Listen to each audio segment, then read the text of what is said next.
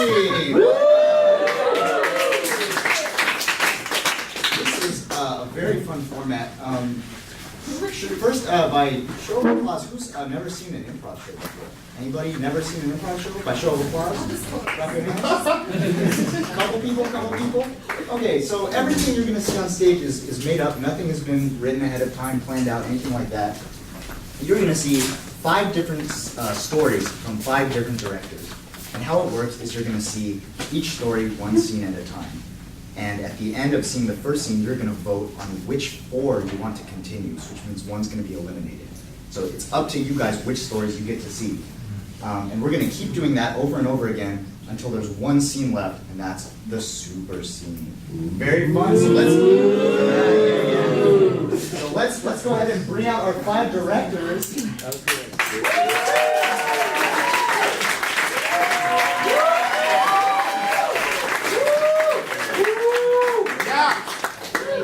They've come all the way out here to showcase their pieces for you, so let's meet them one by one down the line. Well, hello, I am Matt, and I will be directing a space opera. My name is Camilla. I will be directing a story that is a true story. It is a story full of woe. It is a story that is not at all funny. Hi, I'm Dr. Holston. I'll be directing an aquatic medical drama. I'm Sienna, and I'm going to be directing a sitcom. I'm Charlie. I'm going to be directing a prank show. Bam! Great. Thank you for introducing yourselves. Let's go ahead and start with the aquatic medical drama. Welcome, everyone. Thank you for being here today. What we're going to start with is, it's that scene where people crash through the doors in a hospital, so they both split open at the same time. And there's a patient here, and it's a dying fish. And you're on the stretcher, your feet are up, and every now and then you'll just make some sort of fish-related anguished noise. And then our two doctors, right here, no, it's Camilla, it's Camilla. Great, for Camilla, can I get a type of sea creature? You're perfect. Dolphin. I heard a dolphin. You are a dolphin. Doctor, yeah, great. Charlie, can I get an extremely different kind of sea creature who seems like that wouldn't make sense? Seahorse. I heard a sea buffalo. I don't know if that's real. So great. So you've just picked this fish up. It's in urgent care. But while you're discussing the various scientific fish maladies that it has, you're also there's a history between the two of you, and it's getting through these scientific maladies. Great. She's in fish blood, fast! It's just rising up in a little cloud around her. I saw that little red cloud. We need to wrap around the wound. I don't care if she loses a fin. We need to save this fish. At what cost would we be saving her, Mickey? Would you rather she be dead? Would you rather give up everything? No, I wouldn't, Mickey. I'll get the seaweed bandages. Hey, stay with me. Look at me. Look at me in my sea buffalo face. Hey, stay with me. What's your name? Chippy. Chippy, listen up. We're going to wrap that fin for you. Wrap the fin. Look at me. Say it's going to hurt a little bit. But it's going to keep you from losing all of this fish blood. If it doesn't kill you, you'll just get stronger afterwards. You gotta give Chippy tough love right now. Is that what you need, Chippy? Do you need tough love, or do you need to be taken care of by someone who cares about not only what's physically wrong with you, but what's emotionally going on? Mickey. Chippy needs to know that Chippy's gonna lose that fin. And this argument continues, and they forget all about Chippy and just start yelling at each other. He's gonna lose that fin, but she's gonna be okay. Broken, but intact. Is that what you think I am, Mickey? Broken but intact? And all this has happened, Chippy has flatlined and died. That's the end of the scene.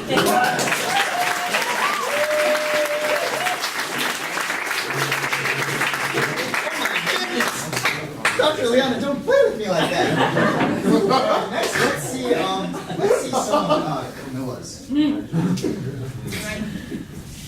Thank you, dear audience. Thank you for being here tonight. I know you have all come here under the guise of a comedy show. But what I have to tell you, what I will use this opportunity to tell you, is far from funny. I need to grasp just how prepared you are emotionally and intellectually for this. Just to shout out some SAT words that you know, and I'll. What is this? Abnegation. A good word. A word that means to give up oneself in the pursuit of others. Abnegation is a word that brings up painful memories. A memory of two twins. Two twins in a rowboat. In a large lake in the far north. It is nighttime and they are paddling to the center of the lake. In the back of the rowboat, they have a box that is locked tight. They mean to drop this box in the bottom of the lake. They do not know if they will survive that night, but I, having heard this story years later, know that they will not. Sister, are you tired? Yes, Daddy, yes, very. They are siblings. This is a strange quirk of the parents to name their son Daddy.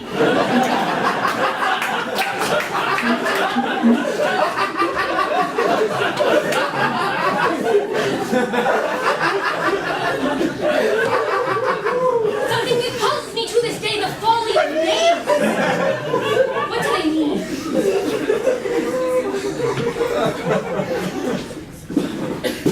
Daddy, how much longer? Sister,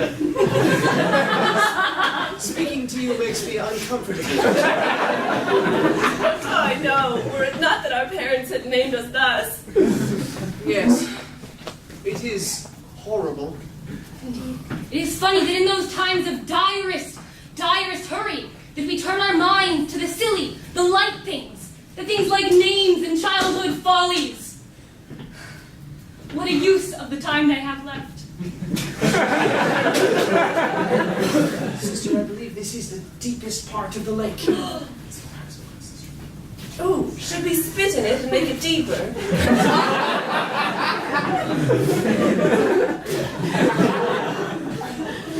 Well, on we go.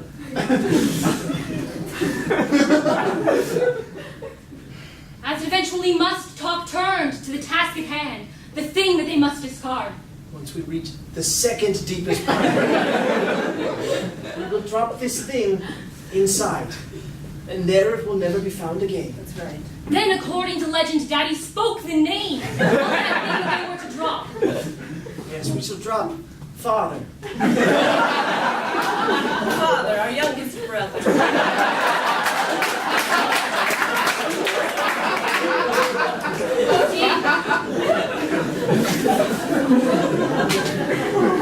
Sister, I believe we are here. I'll fetch the sibling. As sister went to fetch that sibling that they were to drop, that sad body whose secrets had died with it, and yet maybe not all of them had and still remained with it in some way. The clock on the faraway shore could be heard striking midnight. Over the sound of those chimes, no one could hear the almost imperceptible sound of a blow dart from the shore far, far away. Daddy! Father!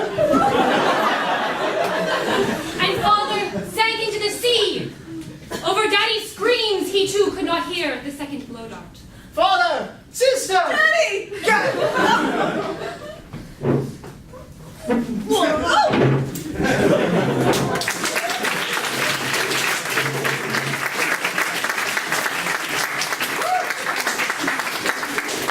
Let's just do the space opera next. Woo!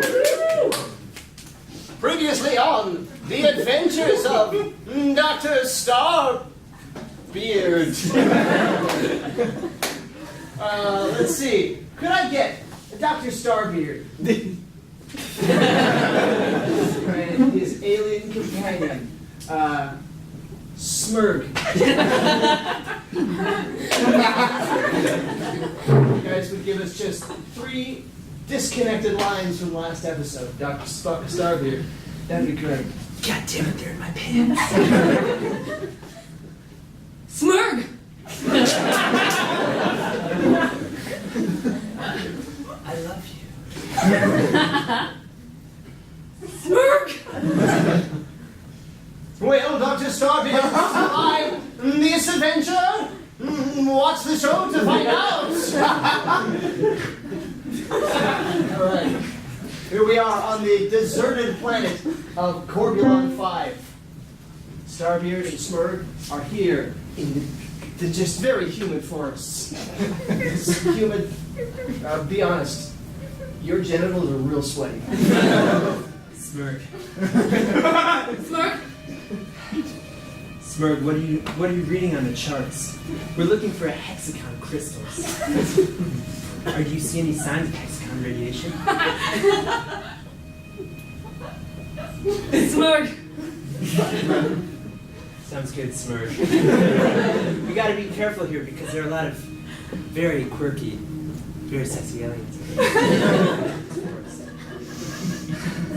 And they're dangerous too.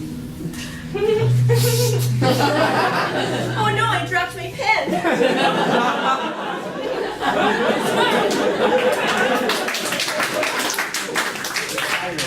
The sirens of this planet.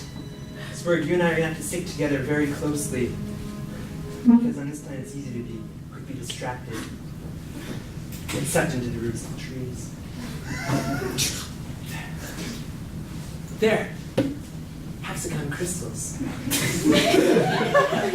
Did somebody say sexicon crystal? Smurg! Hi!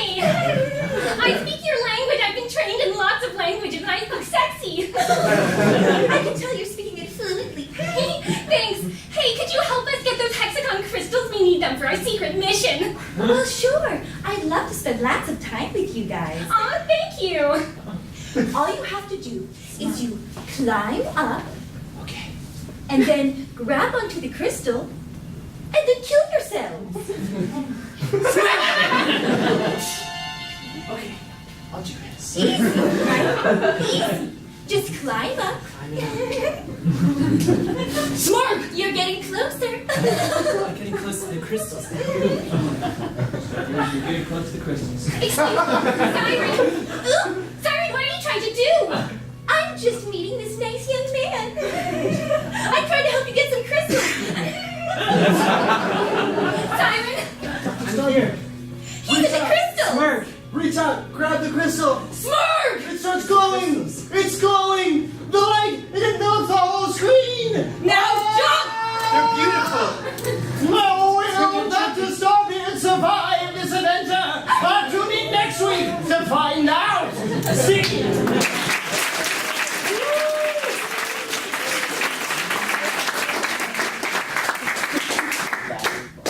I'm thoroughly aroused.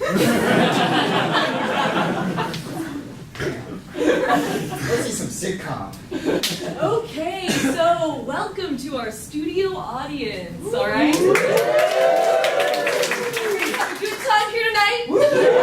Like some of your favorite characters and their same antics?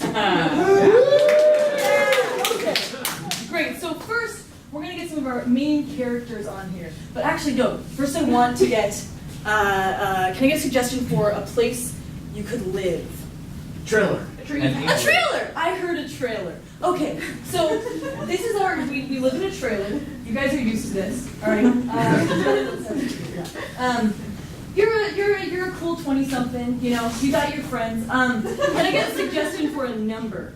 27. 7? Okay. Camilla, you are also here. And you are 7 years old. You guys can figure out what this relationship is. But we all know it. This is our sitcom. Okay. Yeah. And right now, let's just see your normal day here at your trailer. Ah, craps, I died again. You're always dying in these games. If you let me play them, maybe you'd get to level 2. You play? I'd sooner let a squirrel play.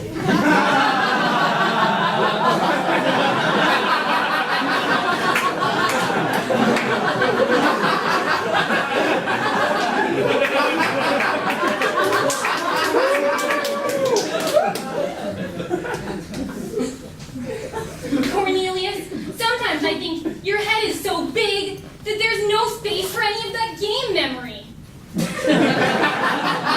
I'm not very good at insults because I'm 7, but it's endearing.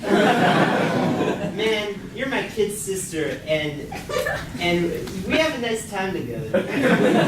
Yeah. You know, even with this big age gap, I feel like you're a pretty cool friend to have. Hey, thanks, big bro. I feel that way about you too. Now, our other 20-something friend comes on. You guys might have a little bit of a crush here. Hey, Cornelius, Yeah. it's Lydia.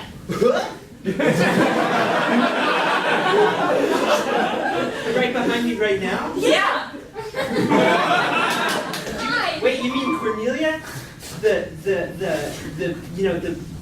cutest, smartest girl in all of the trailer park? That's right. What?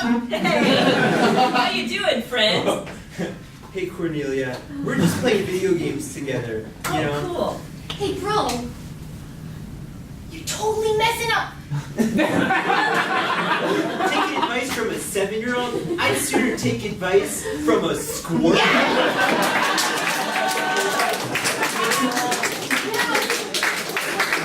Now, our wacky neighbor person.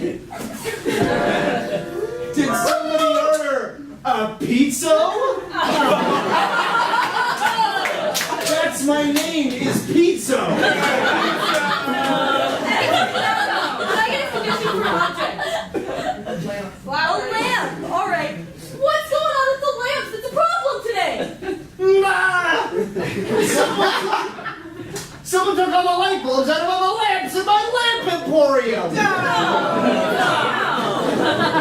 So we're gonna have to help you find some more light bulbs, or it's gonna be dark in there. Yeah. Hey, it's like I always say, wada bingo.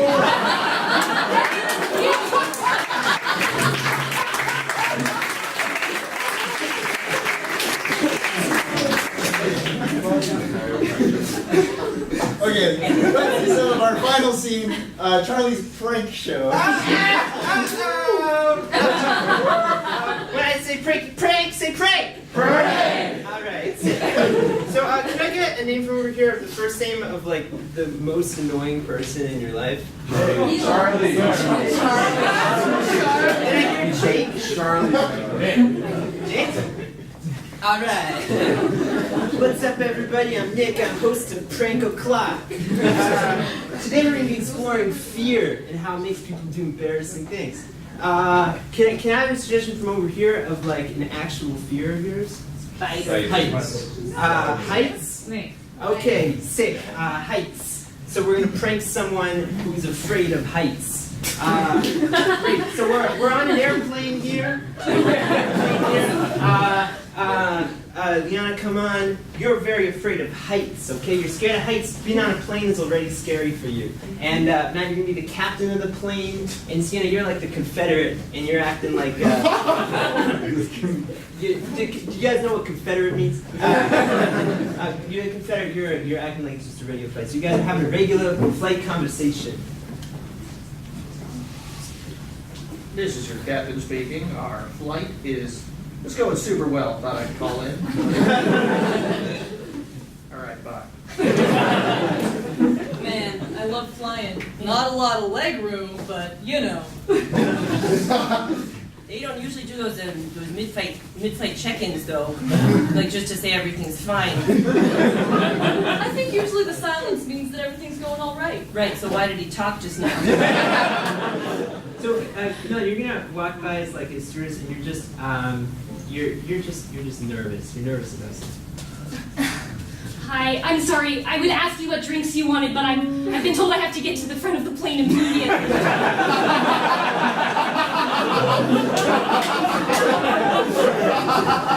That's less common. Huh. God, I'm sure it's nothing. I really don't like flying. Just to reiterate, the flight is going great. Hear that? Yeah. The pilot wouldn't lie. Alright. It's in the top 10% of the safest flights. Well, that's for sure. Boy, do I feel safe. How does he know that? How do you measure the percentage of safety on a flight? Pilot stuff. They go to pilot school for these things. Hi, can we have all flight attendants actually move to the back of the plane? Talk something over real quick. I'm sure that's nothing. She's really going for it, speed-wise, on an airplane. Yeah. Matt, tell him it's something that would normally be really bad, but you're going to say it real calm. Ladies and gentlemen, if you look out to the left of your plane, you will see an engine on fire.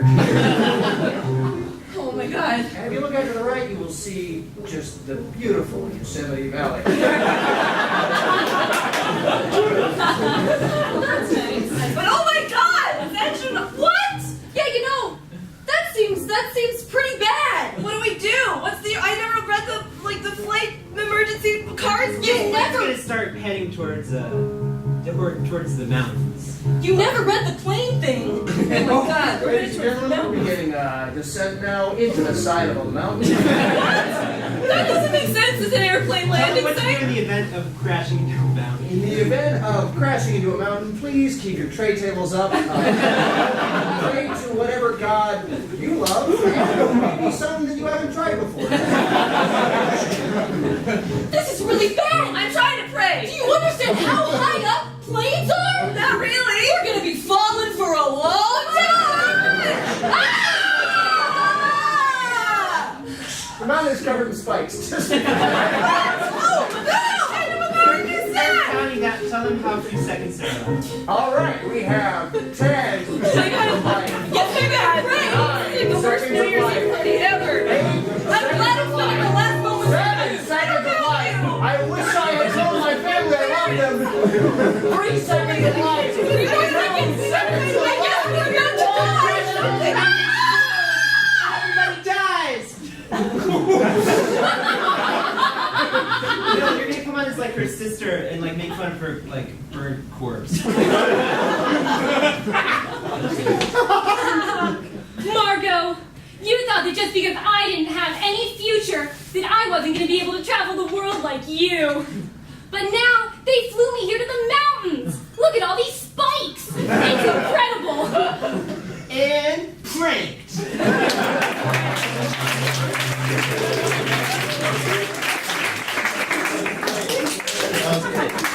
So you guys saw the first scene of 5 different stories, and now we are going to vote to see which ones we get to stay in. So can I get 5 directors lined up, please? And we're going to get a quick recap, just so there's no bias towards ones that you guys saw later, as well as maybe a little hint of what's to come. Yeah, hello everyone. Thank you again for being here. In the age of Aquarius, you saw Simone and Mickey duking it out over a dying patient. And next episode, we're going to find out just what this means for the ramifications of their aquatic doctor's licenses. In Uncle. We saw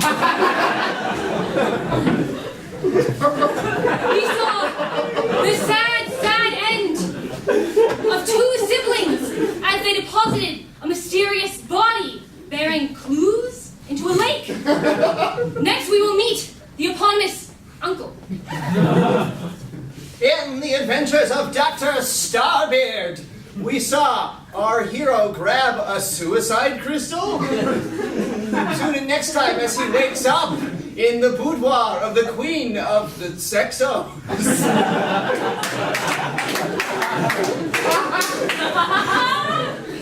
In Happy Trails, we saw the same classic fun we see every week. Some good, clean family fun, some romantic tension. But this time, Pizza was bringing us a problem with the lamp emporium. What's the gang gonna do? in Prank O'Clock, he saw someone actually like die crashing into a mountain. Got him. And the next one we'll see some slapstick humor.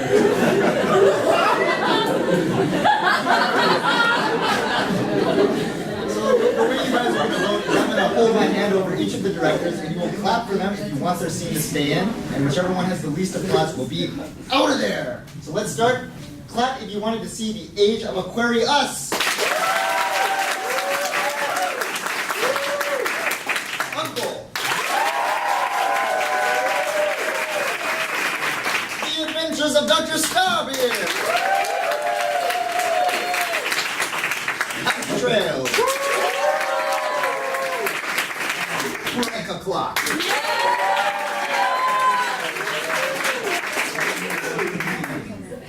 That was a close one.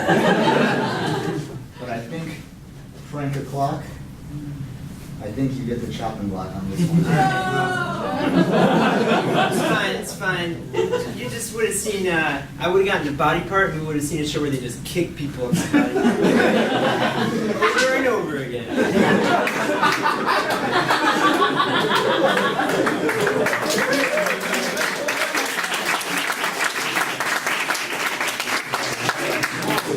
That just takes one part of the show out of the way. Let's move on to the second scenes. Let's go to Uncle first. I am sorry for you, dear audience, that you are forced to sit through yet another sad chapter of this very sad and very true story. We take you now to Uncle. He may resemble a family member you know.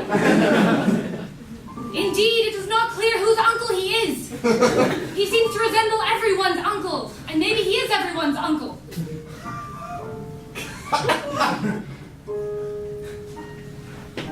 I remember in old photos, he used to wear, what was it? Has anyone seen photos of this man? Yes, it was a top hat, indeed. He always wore a top hat. He had one top hat, and he wore it through any weather. It was worn down. It was worn down from the rain, from the snow, from several hurricanes, in fact. Yes. Uncle received news. Ah! It's too horrible. It was so horrible that he could not look away. He read the letter in full, tears streaming down his face as he did so. Dear Uncle, we regret to inform you that your nephew, Daddy, has died. As has your niece, his sister. Father is nowhere to be found. Please send $2.50 for the postage of this letter. Uncle was a gentleman, and so he did so.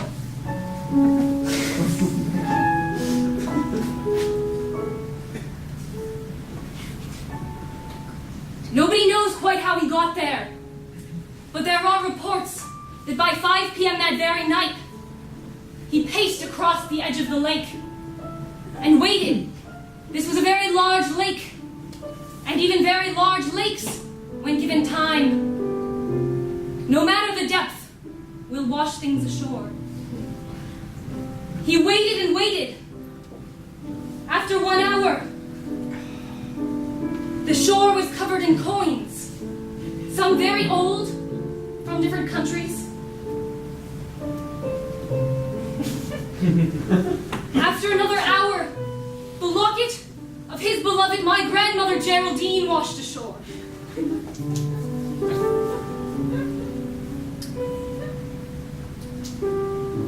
Inscribed in it were the words that she told him she would use if she were ever to propose, though she never did. Dear Uncle.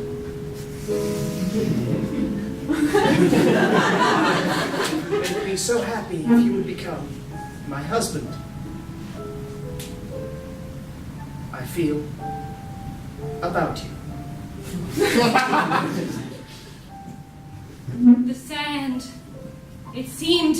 I have the locket in my possession now, and it seems that when it was thrown into the lake those years ago, the sand rubbed off that last word. Uncle would never learn what it was. An hour later, it was time for the tides to wash in what had been dropped in the second deepest spot in the lake.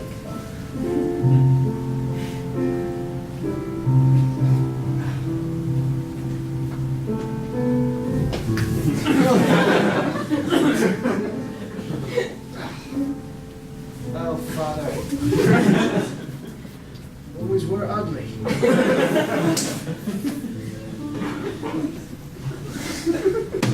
And yet,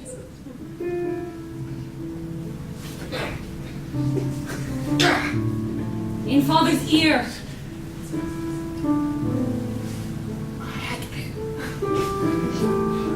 on it was a small decoration at the end of that hat pin. He recognized it. Dolores.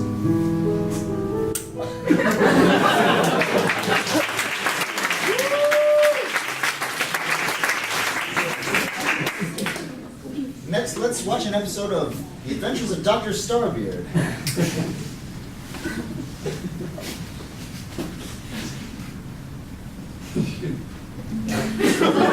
Time on The Adventures of Dr. Starbeard. We join our hero, chained up in the dungeon of the Queen of the Sexos.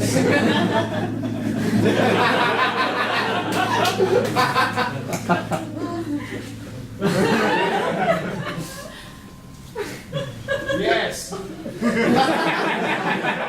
The Queen will explain to our hero why it is that the suicide crystals did not do their dark work. Hi. You can't keep me chained up forever. Uh-huh. I'm gonna get out. Sure. When I do, you sexos are gonna be sorry. We're never sorry. You're flirting? Am I? Listen, Captain, was it? Yes. Mm. Captain Starbeard. You may have heard of me. No. Those crystals didn't work on you like they normally do. Do you know why? Is it because I'm so brave and strong? Because they didn't want them to. So I told them to stop. I told them they were being naughty little. No! No! Yeah. Uh-huh. So you didn't die, and now you're here. You know what we're gonna do next? You're gonna have to kill me. In a way.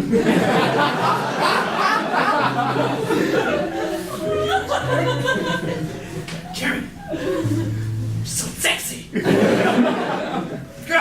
know. It's worth noting that this is the episode we were not allowed to air.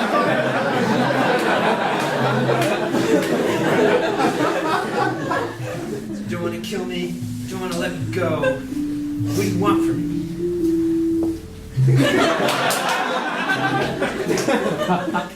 Come on, Captain. You can do better than that. Just think about it. Where'd you just come from? I came from the Sexo Forest, where everyone's sexy. Is that what you mean? What do you mean? No, Captain. My What head's other all planet did you just come from? Oh. I flew in from Globtar. Yeah, you did. Surely this couldn't be referring to the Star of Globtar, which is not a star, it is in fact a medallion.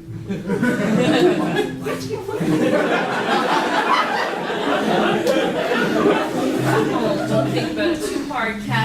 hurts. No, it's not the only thing that's going to.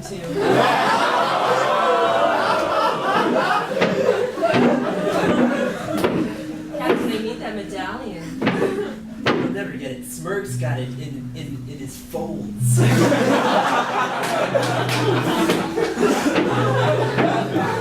you'll never catch Smirk.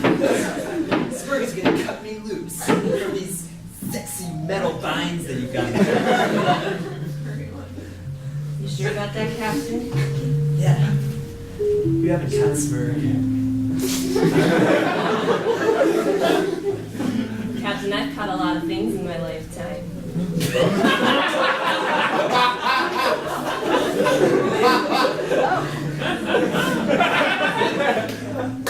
There's a commotion outside. Section Lieutenant, run in with a message. Sexo! What is it, Lieutenant? Well, I was going to get the whipped cream.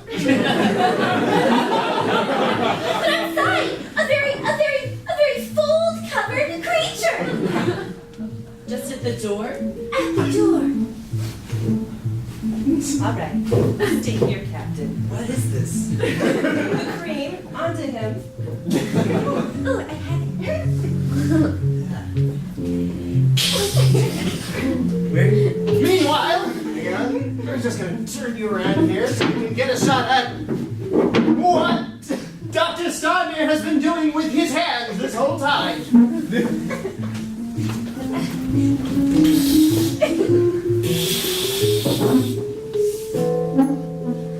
Oh, no! Good job, Starmere! Real heroes hate girls! Shooter, yeah!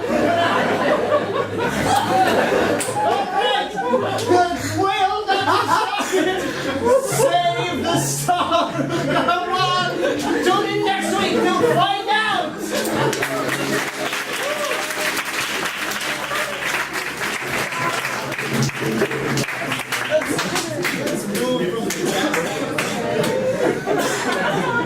Let's transition from the vast reaches of deep space and the forest of the Sexos, and let's take a dive back to the age of Aquarius. Hi, everyone. Again, thank you for being here. This scene meets us in the office of the president of this hospital.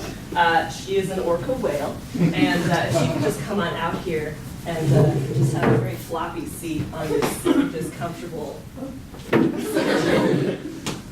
Very good. And Simone and Mickey will be entering one just after the other. So they wanted to make clear that they did not arrive together.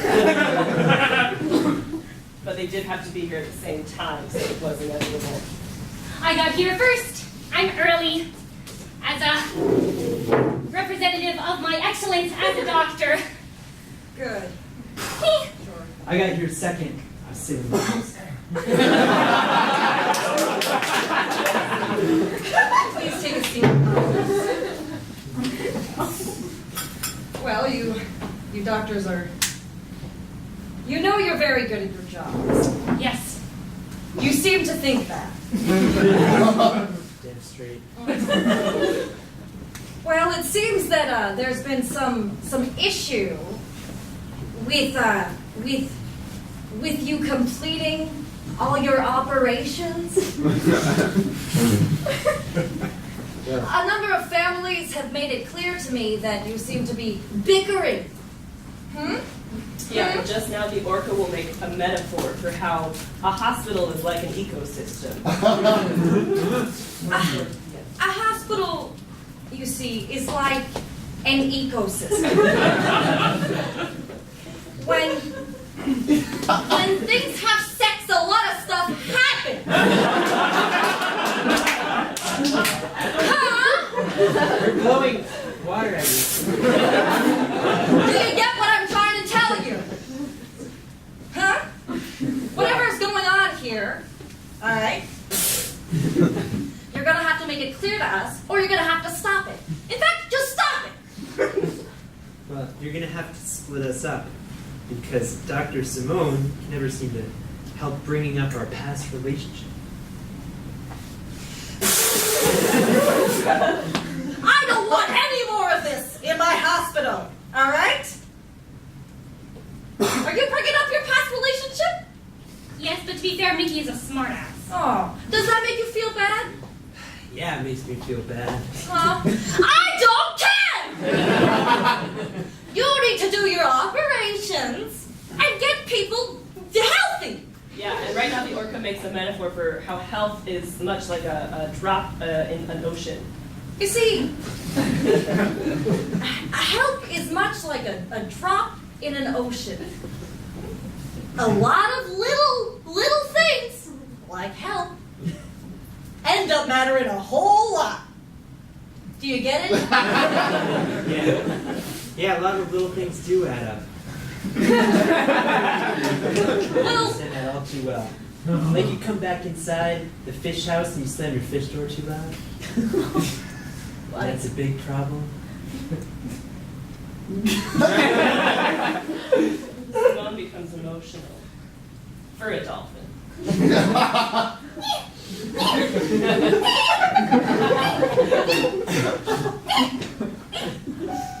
oh no. Oh. Or you have no time for emotions, so you issue an ultimatum. All right, this is just too much. My metaphors clearly aren't getting through to you.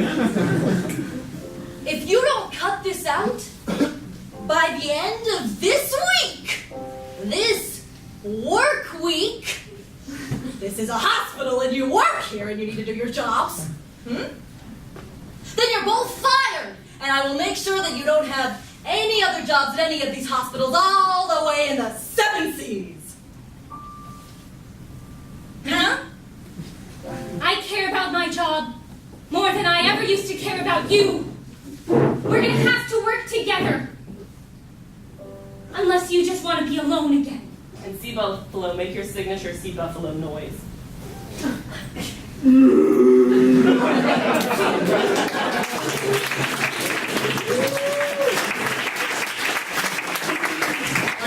Let's tune in the happy trails one more time. Okay, so we remember last time we have a big issue going on with the game today because light bulbs. Where are they? You know, you can't have a lamp without a light bulb. So the gang has decided to split up. All right, and right now we're gonna see Cornelius and Lindsay, who, if we remember, Lydia. Who remember we also called Cornelia last time, so you guys can explore that. It is dark. All right, you guys have decided you're trying to figure out what else you can make light with in this area. I've got a bottle. We could bottle up the fireflies though. Yeah, that could work. I just have 2 sticks. I was thinking fire. Well, to see what you're doing in those 2 sticks, maybe you need a little. Whoa. Oh. Switch that one. Yeah. Maybe all you need is a I little. think you just gotta be more delicate about it, right? Like you just, Of course. you lift it up and then. Sorry. I don't know what that was. That was a little spark.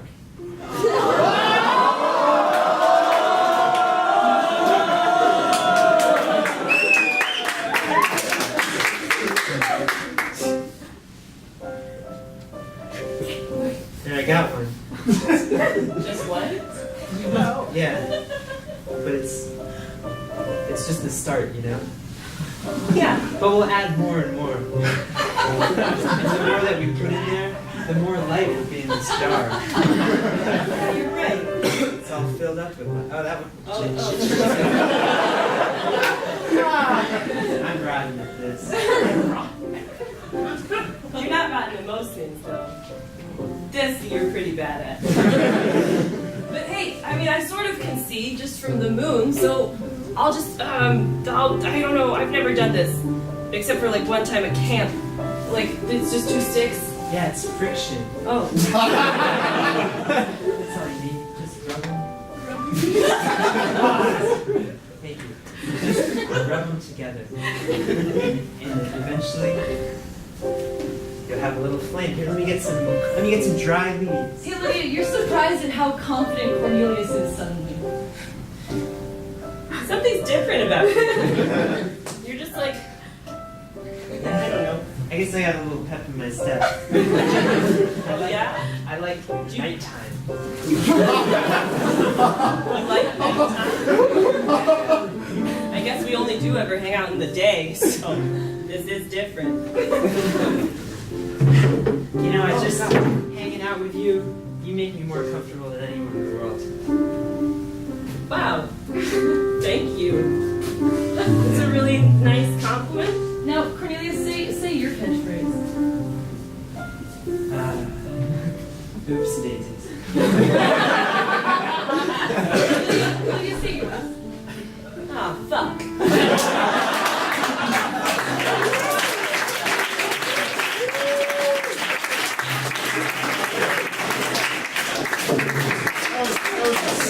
Second scene in 4 of our stories. You guys know what time it is. Unfortunately, sad times. Let's get our 4 directors lined up here.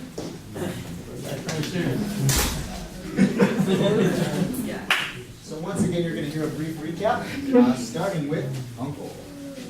Uncle waited for a long time at the lake and found a hat pin, which belongs to Dolores. He has no choice but to dredge up those memories and seek her out. The adventures of Dr. Starbeard. We saw our hero tempted by the wiles of the Queen of the Sexos. Tuning next time to find out what will become of Smurg. Hi everyone. In the Age of Aquarius, you saw Simone and Mickey receive a stern talking to from President Orca, and in the next episode you'll just see a montage of them trying to work this out and to work together through a series of escalatingly gruesome surgeries. In Happy Trails, you saw Lydia and Cornelius have a sexy time with light. In our next scene, we're going to see our other 2 characters explore the light bulb emporium. All right, it's time to vote. Clap for Uncle if you want to. The Adventures of Dr. Starbeard. The Age of Aquarius. Happy Trail.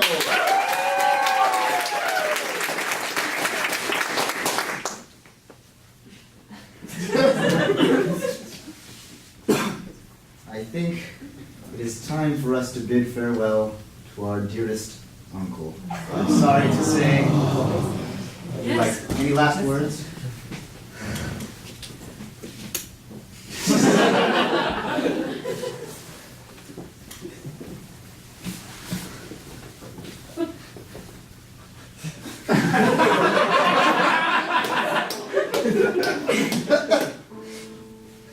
No. I'm sorry, it is too painful for me to tell anymore. I must bury this story and the memories associated with it. I hope that your hearts are not too burdened by the knowledge that what was to come would have been so much worse.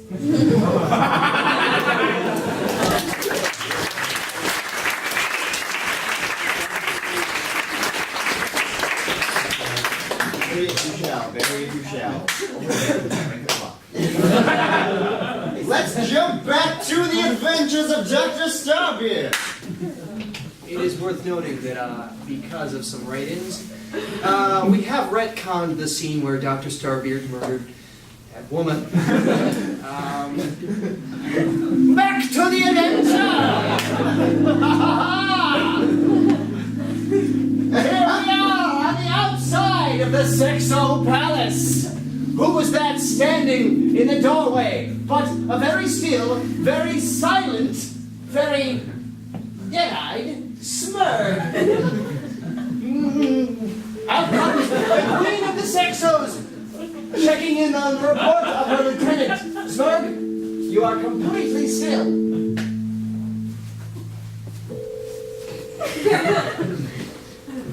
Hi. I like your gun.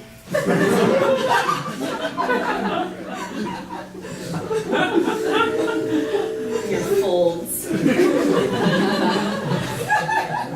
There's so many of them. What's your name? Oh. You don't talk? All right. Well, I'll tell you mine if you tell me yours first. And you really have some dead eyes. Hey there.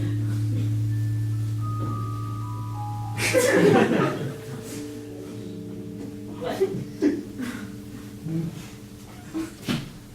While the Queen Sexo was busy talking to Smurg's molted skin, Smurg snuck around and into the Sexo Palace.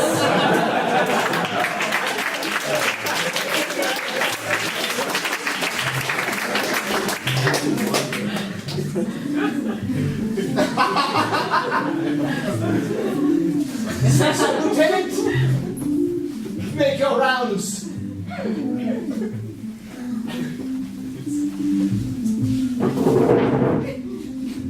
What was that?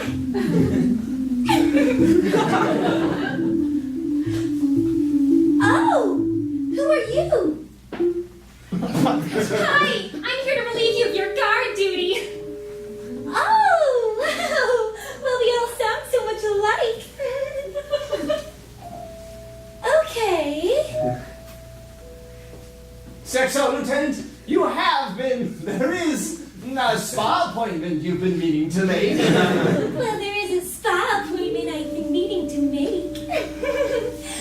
Thank you. I'll go. For sexism purposes, it is worth noting that Sexo was a man.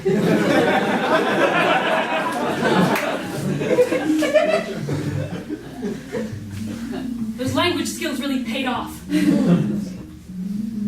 Everyone made fun of me for majoring in sexo language. Back in Space University. The only languages I know are sexo, smurg, and inner monologue.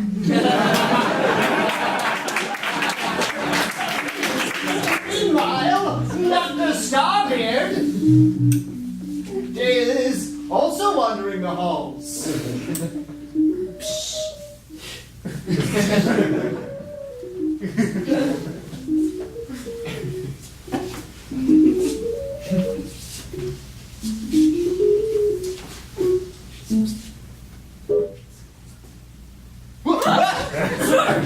Smirk.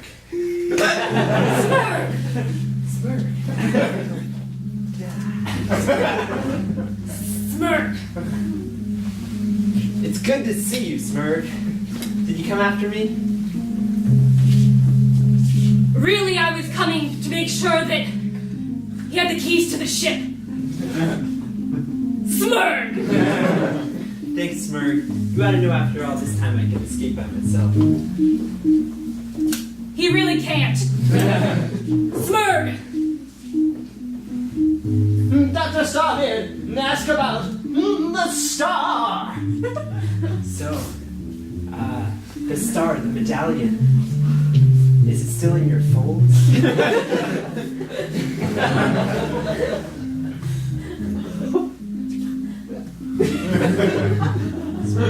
It's a very valuable star. Smurg. We can sell it for jet fuel. Weapons. Smurg? Oh, come on, Smurg. Now you're being truly goofy. While our heroes are having friendship time, the Queen Sexo has crumbled Smurg's exoskeleton.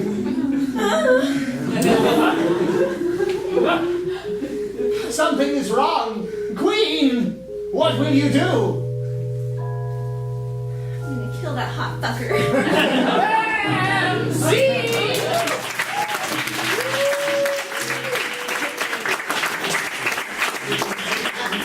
Happy trails. Okay, as promised, we're gonna see our next members of the gang at the Light Bulb Emporium, which, as we know, is where Pizzo lives.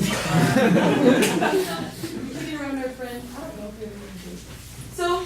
calls me Squirrel. Squirrel and Pizza. I'm trying to figure out what's up. It's a light bulb emporium. And, you know, she's never seen your house before, your living spaces, so. You know, Squirrel, I tried looking around for a while at first, but the thing about trying to find light bulbs is no light. Yeah, I can see how that would be a real problem. Oh man. Well, it's like I always say, Depot, Depot, Womp Womp. The studio audience loves it!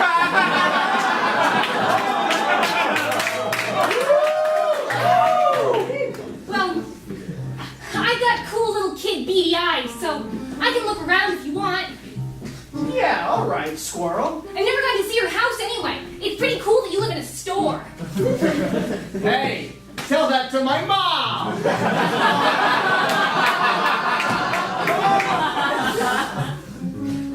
See anything, Squirrel? I think I found your refrigerator. She opens the door, and it's actually just where the manager lives.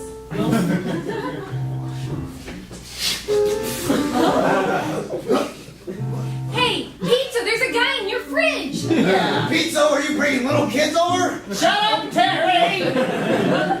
I got some little announcery there.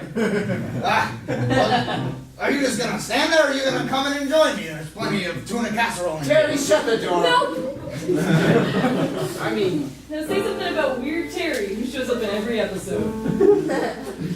Weird Terry. He shows up in every The studio audience loves it. But you know what? Sometimes it gets kind of old when he shows up at the end of every adventure and delivers a lesson that we were supposed to have learned from him. Oh, here's the problem. The fourth wall fell down. Hey, wait!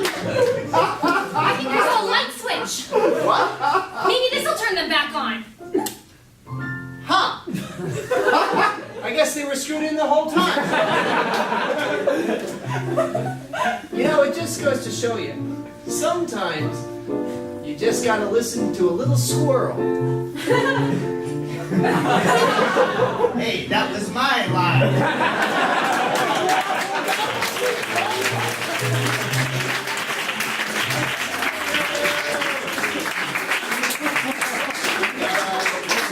Round out in the underwater hospital in the age of Aquarius.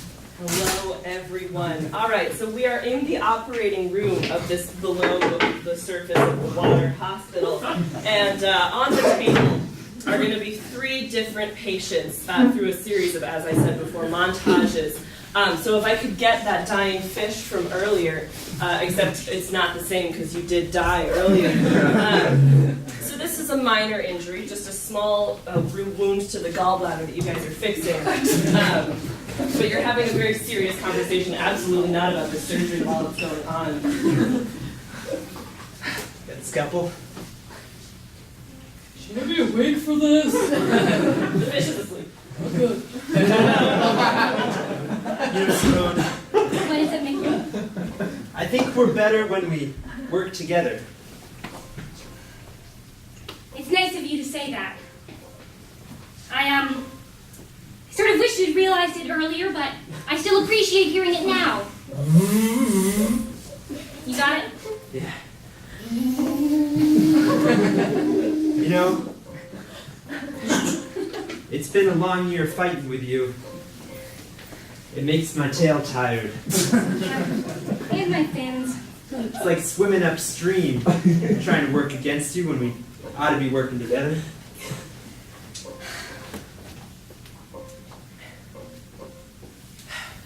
You said this before. After the last time things were on the rocks. And I came running back to you. So, you know, metaphorically, because we swim. It's different. It's different this time. I'm not going to mess up like I always do. Hey, freeze! Okay, it's a new sea creature. You're good to go. You survived. Can I get an elaborate type of sea creature? Octopus. You are an octopus. And you guys are suturing each limb to another for them to conform to the societal norm of the now accepted quadrupus.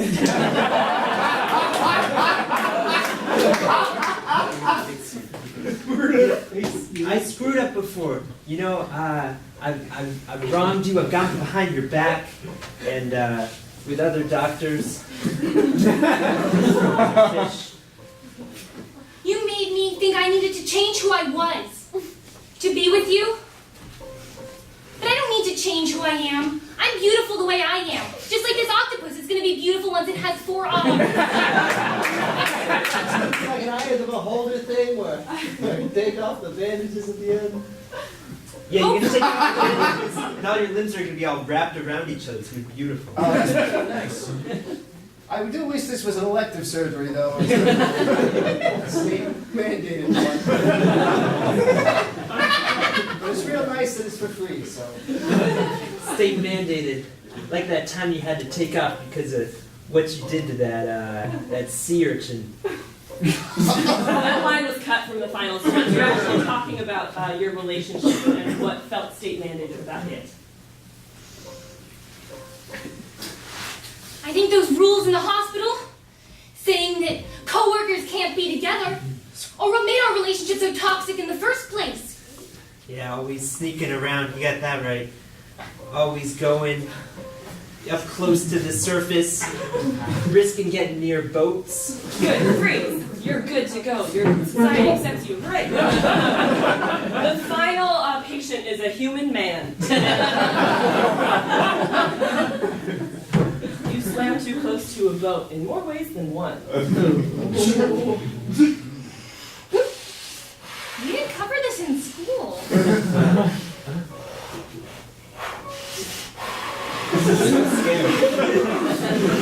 Maybe we'll soothe it with a Human man, you are soothed. They're very good at their job. You always were a soothing presence.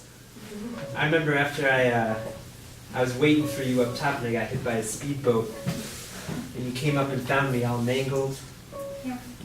You looked almost like a land buffalo. It was a mess. Yeah, I took you back to our apartment and I stitched it up, and now you just got that little scar under your lab coat. We all got scars. And one of you says a concluding, resolving statement. But, you know, maybe some of them are gonna heal. And see.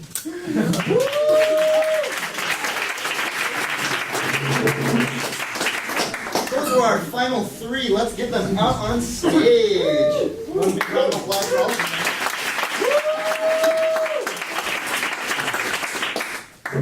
Let's hear a quick recap starting with Dr. Starbeard. On the adventures of Dr. Starbeard, we watched our heroes at the beginning of their grand escape. Next, how will the Queen of the Sexos retaliate? In Happy Trails, we saw what seemed like the end of the episode. It sure can't be. So, tune in next time to see more romance. But what does Squirrel think about that? Hi everyone. In the age of Aquarius, you saw a series of surgeries. They healed a fish, they healed a now quadrupus, and they healed a human man. In the next episode, we'll find out if they can heal their love. Clap now if you want Dr. Starbeard to stay.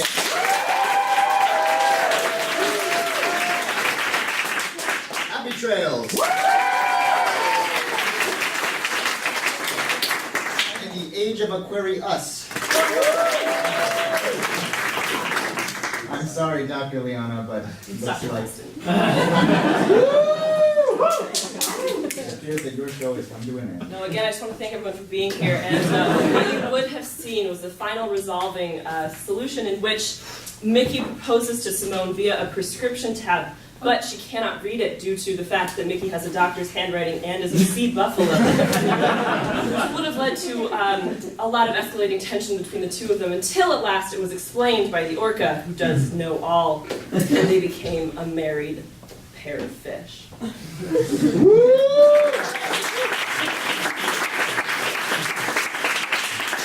Thank you very much, Dr. Holston. And now we are down to our 2 finalists. So let's go ahead and start with Happy Trails. Okay, so I want to see Lydia and Squirrel. You guys are in the trailer. You're in Lydia's trailer, and you're screwing light bulbs in the lamps, and you're just having a chat. Squirrel, how was school today? It was pretty cool. We read some poems, and we drew with some crayons, and then we added some numbers. Wow. Yeah,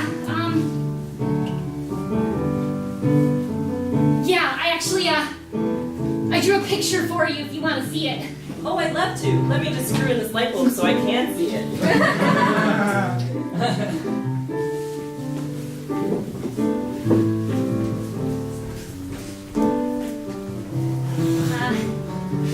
You can tell this one's you and that one's Cornelius. yeah. And you're here, and Pizzo's over there. And Yeah, he's just sort of popping out of the side. we're all in your trailer together. Yeah. Squirrel, ask a really cute, naive question about love.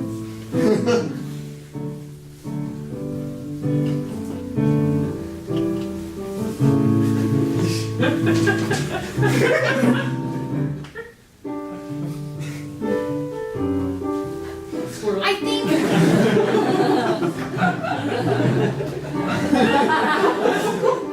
Cornelius, he likes talking about how nice it was catching fireflies with you. Yeah? Yeah.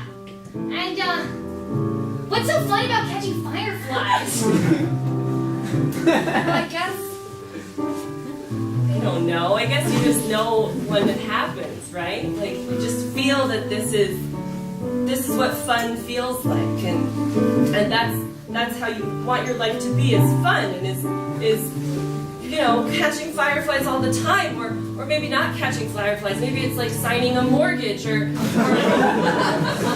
say your catchphrase. oh fuck.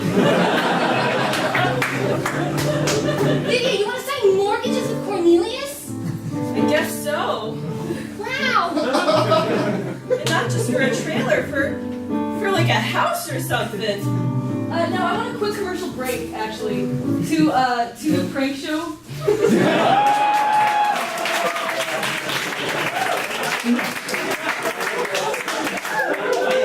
This is just a regular guy. He's pretty cute, but he's about to get punched right in the stomach.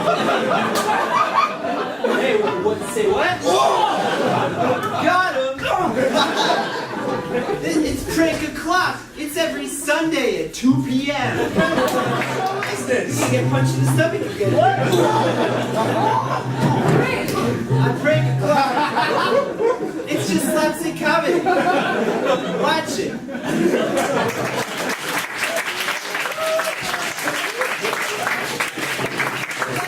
Now, Squirrel, say something really cute and naive about love.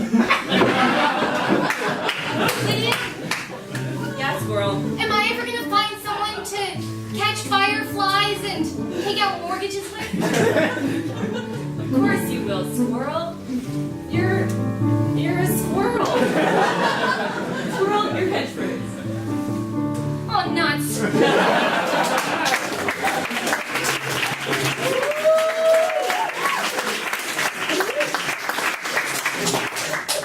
Your turn. Previously on The Adventures of Dr. Starbeard, we saw our hero and his alien best friend, Smirk, in the beginning of their escape. Now, what's that rumbles through the halls of the sexual palace? Smurg, Dr. Starbeard, you feel it. It is an earthquake. I suppose a planet quake. Tentacles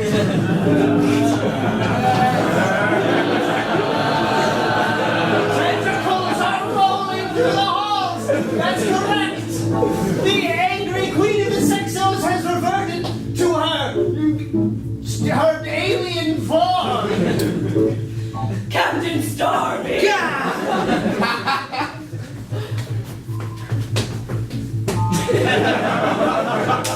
You messed with the wrong sensual woman. Now you pay the price. Smurg, you're gonna have to escape without me. Smurg! That's right, Smurg. This is one battle that both of us together can't win. Smurg! Smurg, go get the spaceship. Smurg! I'll handle this giant, angry, still alien. Captain Starbeard, do you know what keeping that medallion from us has done to this planet? The whole planet's core is breaking up, I know, but I need jet fuel. We need a fucking planet! I know I did. I meant to do that. Shut up about it. I'm Captain Starbeard. I know. Give me the medallion so we can all get out of this alive. Oh, I'll give you the medallion. Whoa. Queen Sexo! Just be a little more evil. Captain Starby! You remember that daughter of yours? That's not a thing that exists. You remember that DirecTV subscription? It cost me a whole half a tank of jet fuel. That's right, Captain Starby. Well, I know a guy at DirecTV. He's willing to up the price to a whole pack of jet fuel per month. Queen Sexo, let out your Sexo shriek. All the glass explodes.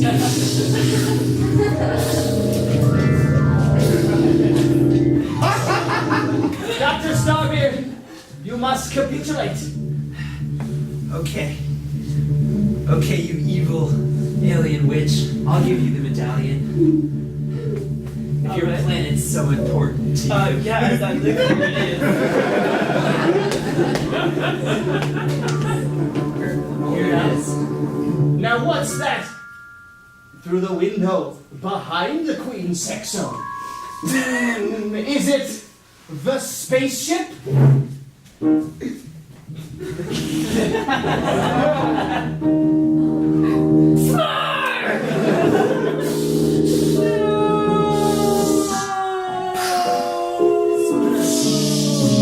The Borgulon laser tears through the Queen Sexo!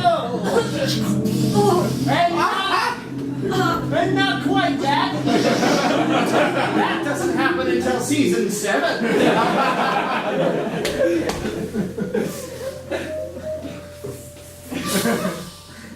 Let's go and Smurg. And scene!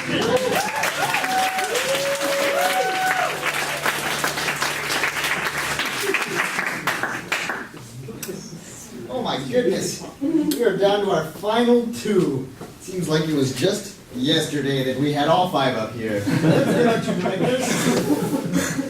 Woo!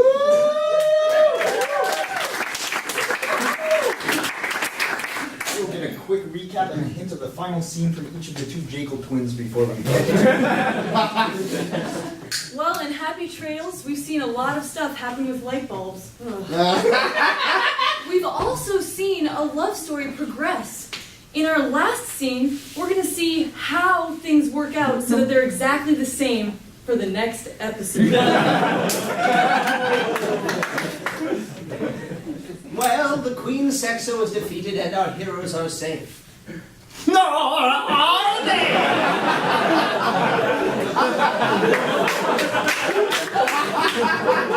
Alright, remember, laugh for both scenes, but louder for the one you want to see the last scene of. is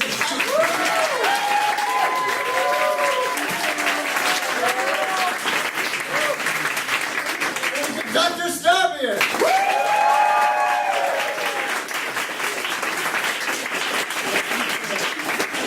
Very close, but Frank Clark. we must say goodbye to Happy Trails. Well, you guys, you missed it. Because even though we already fixed all the light bulbs, they were somehow all going to explode, which made everybody forget that they fell in love more. And then everything was going to be exactly the same at the beginning of the next episode. It's the Happy Trails promise.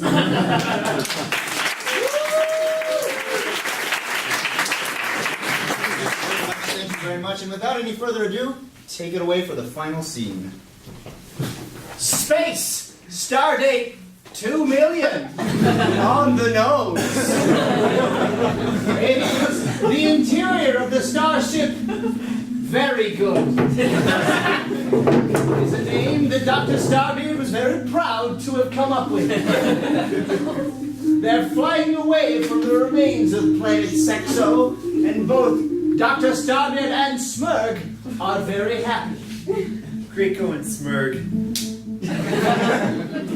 We tricked the heck out of those sexos. An ensign comes into the cockpit. Hey. You brought coffee. I brought coffee. Hey! I was just thinking I was tired. Nice. What? A shot rings out. The ensign falls dead. Oh, man. Now who's that behind the ensign? But what's that? The Sexo lieutenant. She didn't go to a spa at all.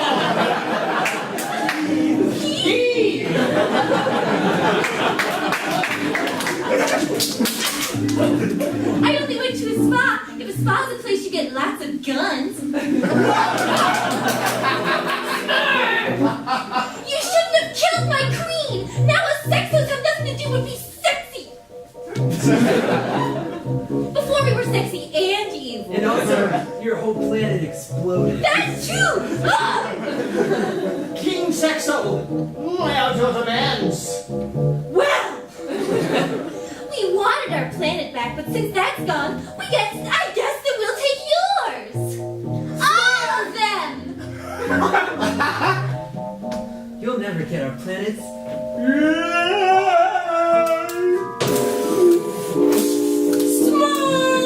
Did I forget to mention that this is season 7?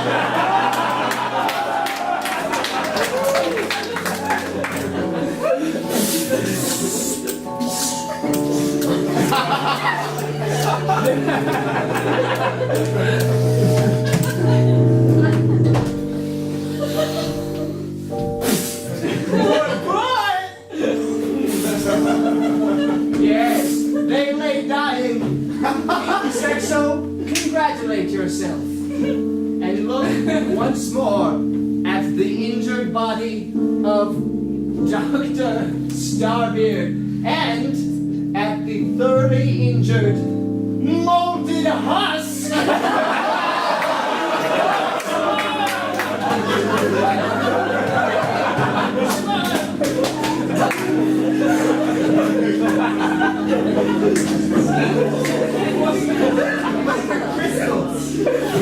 Oh, thank you.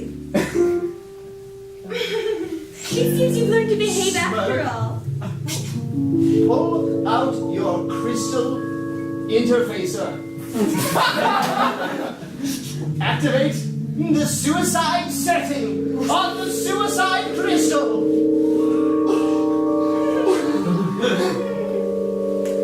For the galaxy.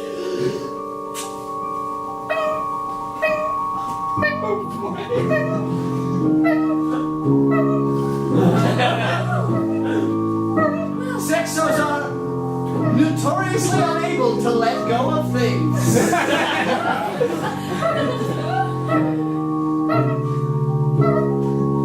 And wow! That's surprisingly realistic.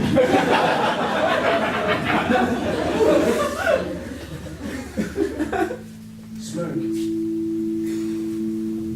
Talk to your fallen captain.